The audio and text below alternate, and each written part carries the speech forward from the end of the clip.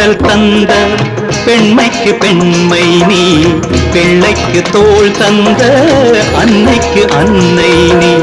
முல்லைக்கு குழல் தந்த பெண்மைக்கு பெண்மை நீ, பிள்ளைக்கு தோள் தந்த அன்னைக்கு அன்னை நீ. அதிகாலையில் நான் கேட்பது நீ பாடும் பூபாளம்.